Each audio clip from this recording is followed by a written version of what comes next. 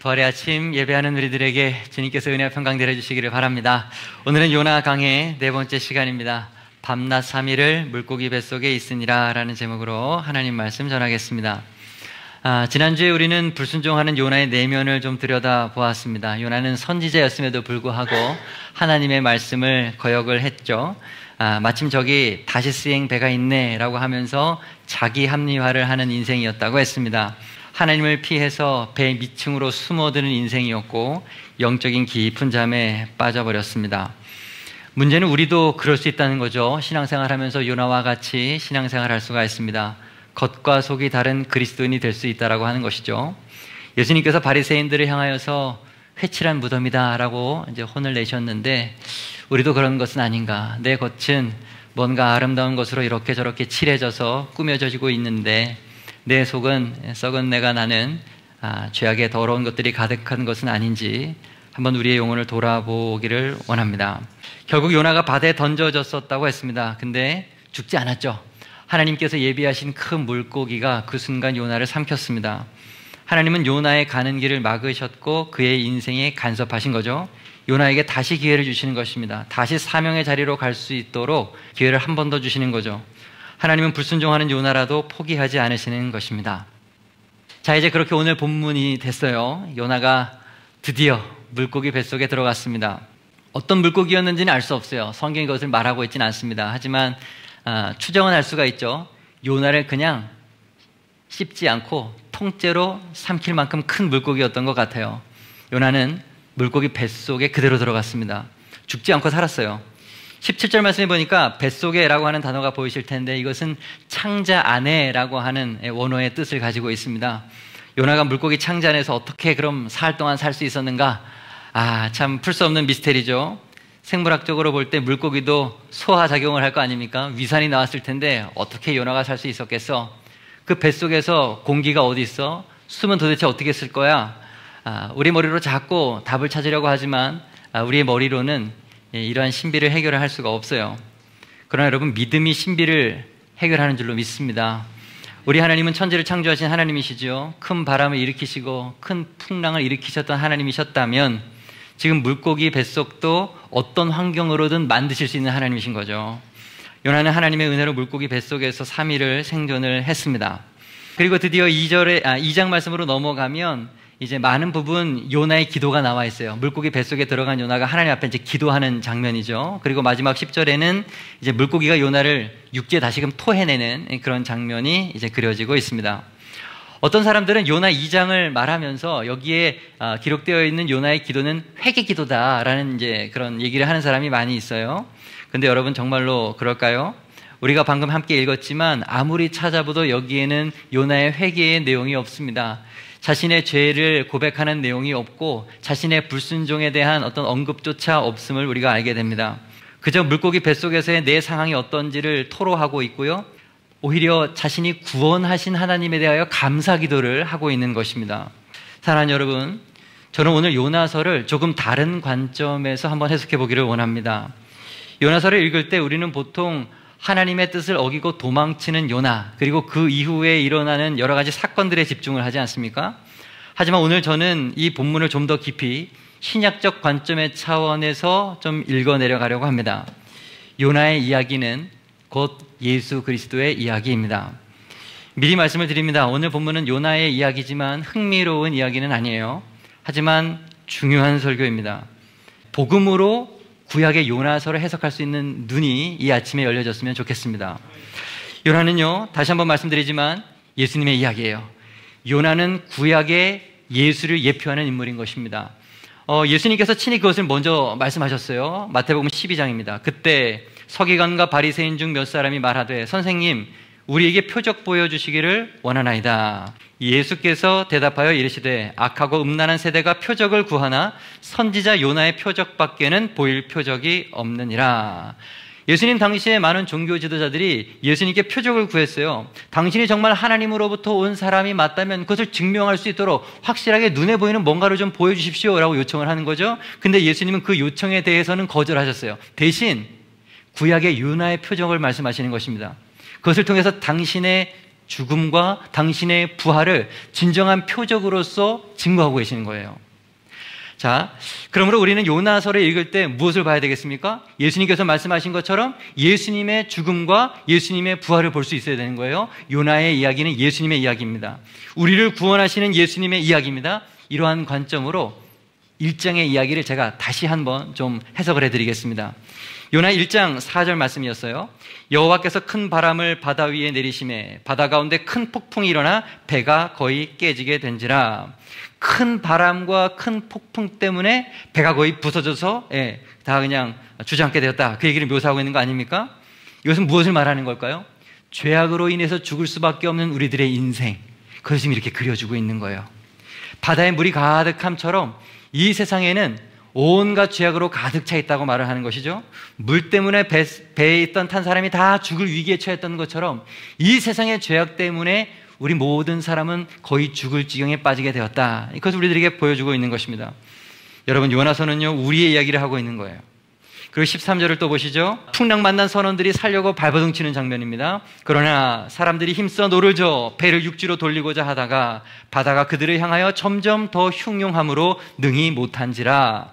어떻게 해서든지 자신의 힘으로 육지에 다다라 보려고 하는 이 선원들의 모습은 어떻게 해서든지 나의 힘으로 이 죄악의 문제를 해결해 보려고 하는 인간의 몸부림으로 보면 되는 것입니다.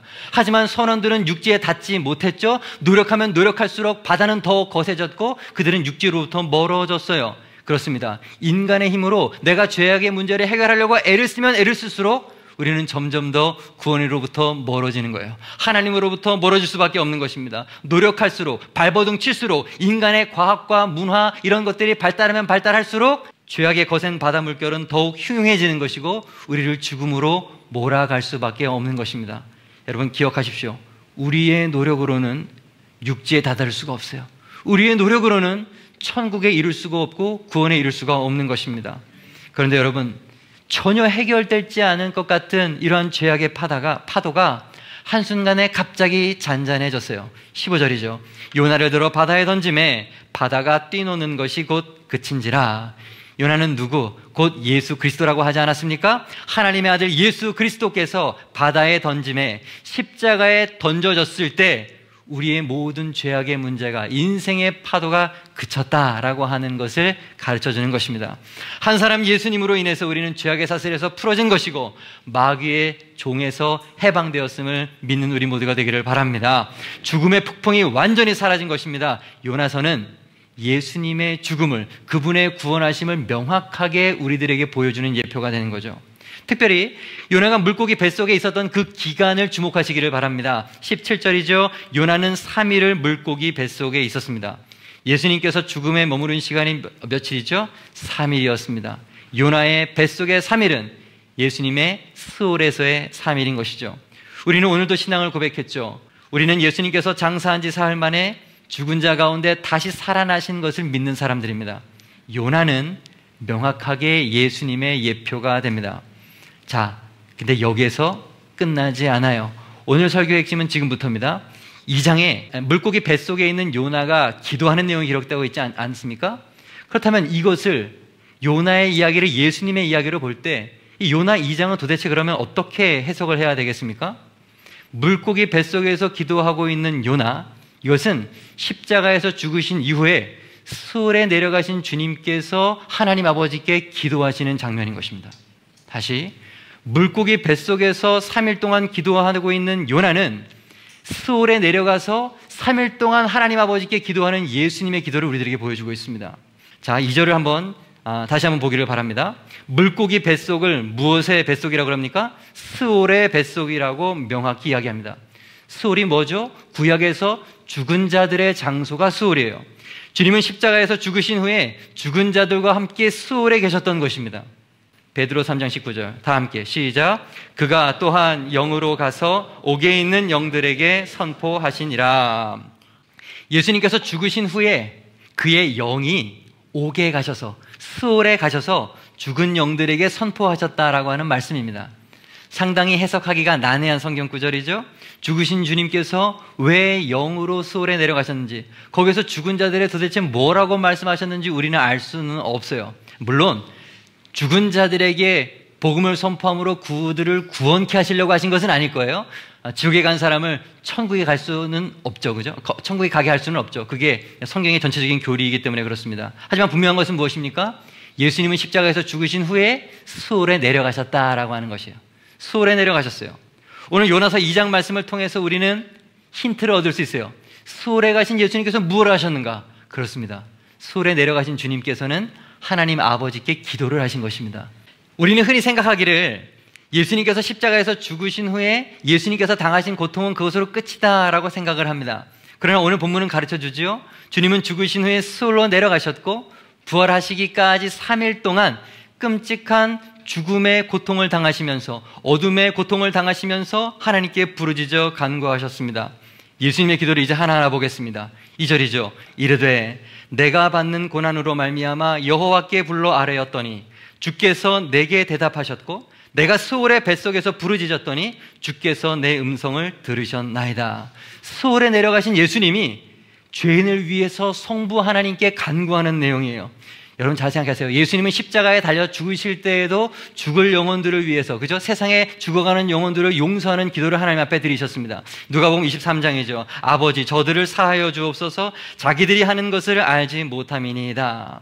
십자가에서도 그렇게 기도하셨던 주님께서는 죽으신 다음에 수월에 내려가셔도 동일한 기도를 하고 있는 것입니다. 죄인들을 위해 기도하셨던 거죠. 죽음의 고통 가운데서도 저들을 용서해 달라고 영혼들을 위해 부르짖는 기도를 주님께서는 하셨던 것입니다.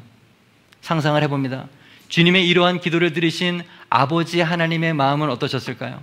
십자가에 달리셔서 기도하시고 수월에서 내려가셔서 기도하셨던 주님의 마음이 아프셨겠지만 그 주님보다도 그러한 주님을 그저 바라보셔야만 했던, 아니 그러한 주님을 외면하셔야 했던 하나님의 마음은 더욱 아팠을 것입니다. 하나님이 왜 이러한 고통을 스스로 선택하셨겠습니까? 예수님이 왜 하나님 아버지의 말씀에 순종하셔서 인간의 몸으로 이 땅에 오셔서 고난을 당하셨습니까? 다 우리 죄 때문인 것입니다. 우리를 사랑하셔서 그 죄를 용서하시려고 예수님 우리들 가운데 오신 것이죠. 그가 찔림은 우리의 허물 때문이요 그가 상함은 우리의 죄악 때문이라. 그가 징계를 받음으로 우리는 평화를 누리고 그가 채찍에 맞음으로 우리는 나음을 받았도다. 우리는 다 양 같아서 그릇 행하여 각기 제 길로 갔거늘 여호와께서는 우리 모두의 죄악을 그에게 담당시키셨도다. 아멘. 그렇습니다. 십자가에 달리시는 어린 양 예수 그리스도에게 모든 인류의 죄악이 다 전가가 되었던 것입니다. 계속 3절을 보겠습니다. 이것도 예수님의 기도라고 그랬어요. 주께서 나를 깊음 속 바다 가운데 던지셨으므로 큰 물이 나를 둘렀고 주의 파도와 큰 물결이 다 내 위에 넘쳤나이다. 말씀을 자세히 보세요. 주께서 나를 깊음 속 바다 가운데 던지셨으므로 하나님께서 예수님을 죽음의 십자가에 던지셨다는 이야기잖아요. 그러자 어떤 일이 일어났습니까? 큰 물이 나를 둘렀고 인간의 모든 죄악이 주님을 덮었다라는 이야기를 하고 있는 거예요. 그리고 주의 파도와 큰 물결이 내 위에 넘쳤나이다. 죄에 대한 하나님의 진노, 하나님의 징계가 다 아들 예수 그리스도 위에 넘치도록 부어졌다라고 말하는 것입니다. 여러분, 인류의 모든 죄악은 예수님에게 전가가 된 거예요. 이 순간 그토록 사랑했던 하나님의 아들 예수 그리스도를 하나님은 외면하신 거예요. 진노의 눈으로 바라보고 계신 것입니다. 5절에 한 번 더 같은 내용으로 기도하십니다. 물이 나를 영혼까지 둘러싸우며 기품이 나를 에워싸고 바다풀이 내 머리를 감쌌나이다.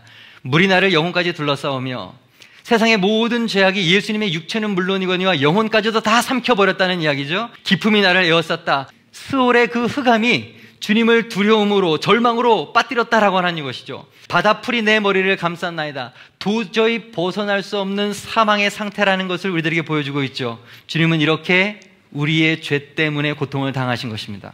여러분, 하나님은요 우리 모두의 죄악을 예수님에게 담당시키셨습니다. 가혹하게 아들에게 우리의 죄악을 부어버리셨습니다. 그 결과가 어떻게 됐겠습니까? 우리의 죄악이 사라진 거예요. 우리의 모든 죄가 예수님에게 다 넘어가게 되므로 우리는 죄가 사하여진 것입니다. 예수님께서 십자가에서 죽으실 때 우리의 죄도 함께 죽으신 것입니다. 우리는 죄에서 해방됐고 우리 위에 임했던 하나님의 진노도 동시에 다 사라져버린 것입니다. 할렐루야.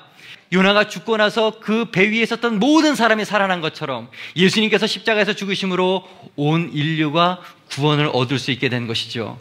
여러분, 예수님께서 십자가에서 죽으심으로 우리의 죄의 문제는 해결된 것입니다. 이 사실을 믿는 우리가 되기를 바랍니다. 오늘 요나는 우리들에게 예수 그리스도의 복음을 분명하게, 너무나도 확실하게 증거해주고 있는 것이죠. 그러나 여러분, 예수님이 우리의 죄를 해결하신 것으로 그분의 구원 사역은 끝난 것이 아니에요. 우리 죄를 위해서 죽으신 것으로 끝이 아니라는 말이에요. 예수님은 십자가의 고난과 수월의 고통 이후에 부활을 확신하셨어요. 다시, 죽으신 것으로 끝나는 것이 아니라 그 고통 가운데 부활을 소망하셨다고요. 자, 6절을 보겠습니다. 내가 산의 뿌리까지 내려갔사오며 땅이 그 빗장으로 나를 오래도록 막았사오나 나의 하나님 여호와여, 주께서 내 생명을 구덩이에 던지셨나이다. 여기 산의 뿌리 혹은 땅, 이것은 모두 다 수월을 말하고 있는 거죠. 수월까지 내려간 주님을 사탄이 빗장을 가지고 막는 거예요. 여기서 영원히 가두어질 거다 그러면서 주님을 막으려고 했다는 거예요, 사탄이. 그러나 하나님 아버지께서 예수님을 건져내신 거예요. 수월에서부터 건져내시고 죽음에서부터 건져내시고 무덤을 이기고 나오게 해서 말씀드리셨던 것입니다. 4절 말씀, 내가 말하기를 내가 주의 목전에서 쫓겨났을지라도 다시 주의 성전을 바라보겠다 하였나이다. 예수님의 말씀이잖아요. 내가 하늘 영광 버리고 인간의 몸으로 이 땅에 내려와서 십자가의 고난을 당하고 수월에 내려가서 지금 고통을 당한다 할지라도 다시 주의 성전을 바라보겠다는 거예요. 하나님 아버지가 계시는 하늘 성전을 향하여 내가 소망을 두겠다라고 말하는 것이죠. 주님께서는 다시 하나님의 보좌 우편으로 올라갈 것을 알고 계셨던 거예요. 이미 알고 계시고 소망하고 계시는 것이죠. 7절도 똑같은 기도입니다. 내 영혼이 내 속에서 피곤할 때 내가 여호와를 생각하였더니 내 기도가 주께 이르러 싸우며 주의 성전에 미쳤나이다. 모든 소망이 끊어진 상태, 수월에서 영혼의 탈진 상태에 계신 예수님이지만 하늘 성전을 바라보고 있다. 부활을 꿈꾸고 계신다는 것이죠. 그리고 그러한 주님의 기도가 하늘에 다다른 것입니다. 하나님은 그러한 예수님을 수월로부터 건져내신 거죠. 예수님은 장사한 지 사흘 만에 죽음을 이기시고 죽은 자 가운데서 다시 살아나셨습니다. 이것을 믿는 여러분 되기를 바랍니다. 그 얘기가 어디 있어요? 10절에 있죠. 여호와께서 그 물고기에게 말씀하심에 요나를 육지에 토하니라. 하나님께서 스올에게 명하심에 스올이 주님을 가두지 못하고 예수님께서는 부활하신 것입니다. 할렐루야. 이것이 주님의 부활이에요. 요나가 물고기 뱃속에서 나온 것은 예수님이 무덤을 이기고 나오신 사건을 우리들에게 보여주고 있는 것입니다. 여러분, 예수님의 구원 사역은 십자가에서 끝나는 것이 아니에요. 부활로 완성이 되는 것입니다. 이 십자가와 부활에 대해서 우리가 잘 이해하기 위해서는 구약 성경의 배경을 우리가 좀 알 필요가 있어요. 레위기 16장 말씀을 보면 대속죄일의 제사 규례가 기록되어져 있는데, 대속죄일이라고 하는 것은 이스라엘 모든 백성의 죄를 1년에 딱 한 번 모두 다 완전히 다 사하는 날이에요. 그날에는 대제사장이 염소의 피를 가지고 지성소 안에 들어갑니다. 지성소에서 뿌려서 하나님께 그 제사가 연락이 되어야 돼요. 피를 뿌리는 것이 예수님께서 십자가에서 죽으신 것을 상징하는 것이죠. 피가 뿌려짐으로, 지성소에 뿌려짐으로 이스라엘 온 백성의 죄가 사해지는 것, 그것은 주님의 십자가의 의미가 무엇인지, 죄사함이라는 것을 우리들에게 보여주는 거예요. 그런데 여러분, 아직 대속죄일의 제사는 그렇게 끝나는 게 아니에요. 아직 남았어요. 피 뿌린 것으로 제사가 끝난 게 아닙니다. 대제사장이 지성소에서 무사히 나와야 속죄가 완성이 되는 거예요. 어떤 경우가 있느냐 하면, 부정한 대제사장이 그 안에 들어가면 하나님이 그 제사를 받지 않으세요. 그 자리에서 그 대제사장을 죽여버리십니다. 대제사장이 밖으로 못 나가잖아요. 그러면 대속죄일은 끝나는 거예요. 엉망이 돼버리는 것입니다. 대속죄일의 완성은 대제사장이 지성소에서 나와야 끝나는 것입니다. 밖에 있는 모든 이스라엘 백성들은 기다리는 거예요. 언제나 대제사장이 나올까? 대제사장이 나와야 우리의 죄가 사하여지는 것인데, 대제사장이 나와야 내가 구원을 얻은 것인데 언제나 나올까 기다리고 있는 것입니다. 대제사장이 휘장을 치고 바깥으로 나올 때 성도들이 어땠겠습니까? 그 마음에 기쁨이 넘치지 않았겠습니까? 할렐루야, 환호를 부르지 않았겠습니까?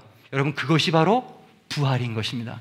예수님께서 무덤에서 나오실 때에 그 부활의 그 모습은 우리의 죄가 사여졌다고 하는 하나님의 확증의 도장인 거예요.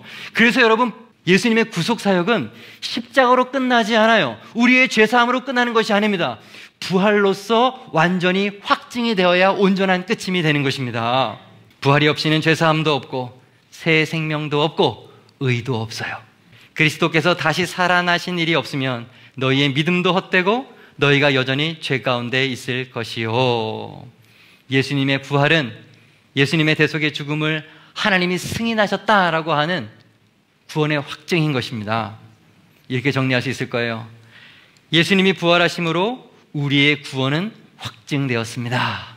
우리의 생명, 우리의 의, 이것이 부활로 확정이 되었다 하는 것이죠.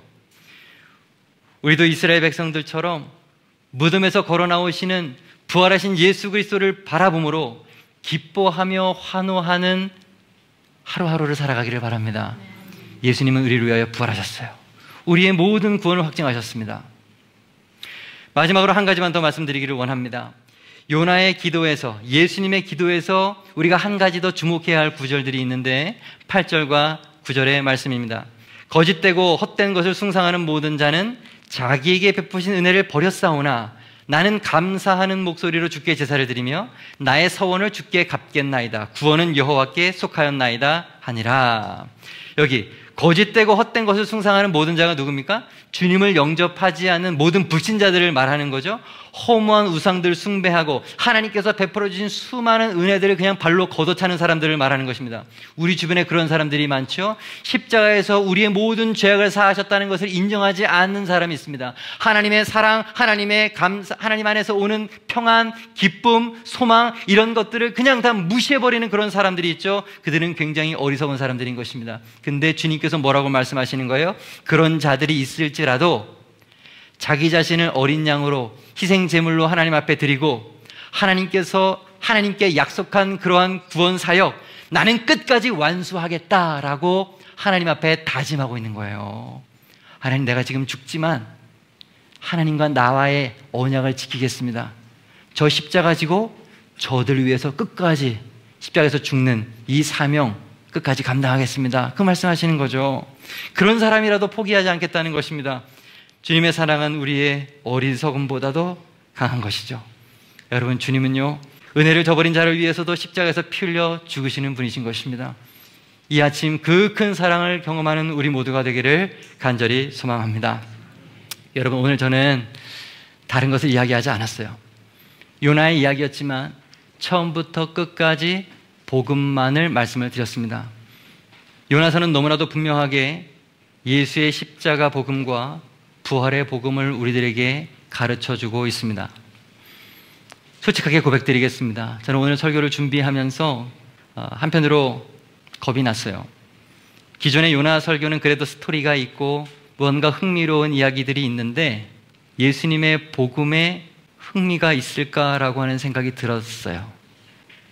과연 성도들이 이러한 설교를 들을 때 은혜를 받겠는가가 저의 고민이 되었어요.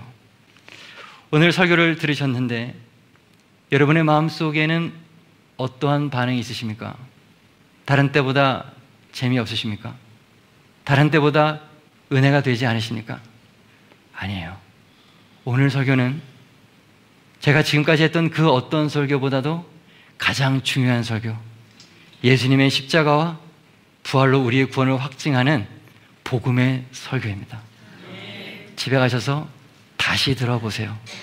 성경을 펴놓고 한 절 한 절 주님이 시소홀에서 기도하시는 간절한 음성으로 들으시면서 성경을 읽어보시기를 바랍니다. 성령님께서 우리들의 마음속에 깊은 울림과 감동을 주실 줄로 믿습니다. 이 아침 다시 갈릴리 산 위의 십자가를 바라보며 죄사함과 구원을 확증하는 우리 모두가 될 수 있기를 바랍니다. 말씀 정리하겠습니다. 밤낮 3일을 물고기 뱃속에 있으니라. 첫째, 하나님은 우리 모두의 죄악을 예수님에게 담당시키셨습니다. 두 번째, 예수님이 십자가에서 죽으심으로 우리의 모든 죄는 완전히 사함을 받았습니다. 세 번째, 예수님이 부활하심으로 우리의 구원, 우리의 생명, 우리의 의는 확증이 되었습니다. 마지막으로 네 번째, 주님은 은혜를 저버린 자를 위해서도 십자가에서 피 흘리시는 분이십니다. 그러므로 예수의 피가 구원하지 못할 사람은 없습니다. 예수의 복음을 전하는 우리 모두가 되기를 주님의 이름으로 간절히 축복합니다. 아멘. 기도드리겠습니다.